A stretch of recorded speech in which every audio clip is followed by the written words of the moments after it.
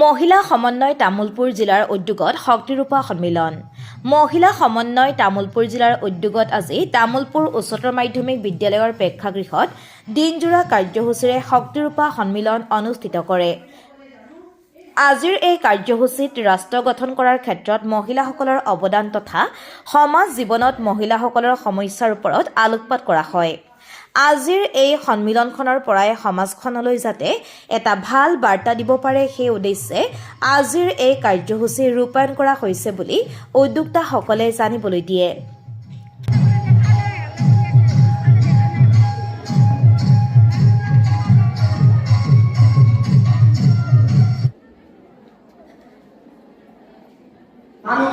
আমাৰ এই কাৰ্যক্ৰমটো বহুত এটা মহৎ উদ্দেশ্য লৈ পেলাই আয়োজন কৰাৰ কাৰণে আমি আগবাঢ়ি আহিছোঁ।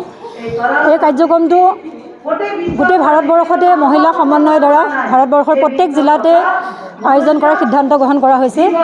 ঠিক তেনেদৰে আমি অসমতো প্ৰায় 33খন জিলাত 33খন এই সন্মিলন আয়োজন কৰাৰ কাৰণে আমি সিদ্ধান্ত গ্ৰহণ কৰিছোঁ। এতিয়ালৈকে প্ৰায় 10-12খন কাৰ্যক্ৰম হৈ গৈছে।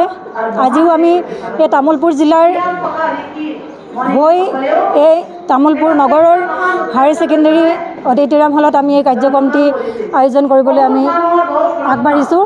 এই কাৰ্যক্ৰমত তামুলপুৰ জিলাৰ বিভিন্ন স্থানৰ পৰা অহা প্ৰায় 600-700 মহিলাই ভাগ লৈছে।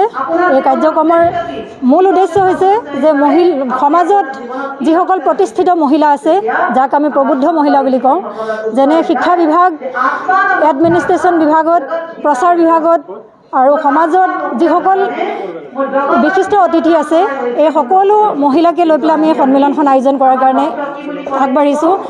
তেওঁলোকে যাতে এই সন্মিলনৰ দ্বাৰা ভাল এটা মেছেজ নিজৰ সমাজলৈ লৈ যাওক আৰু সমাজ জাগৰণৰ কাৰণে যাতে প্ৰত্যেক মহিলাৰ ওচৰত গৈ পাওক আৰু আমি মহিলাসকল যাতে সকলো সময়তে আগবাঢ়ি ওলাই আহিব লাগে।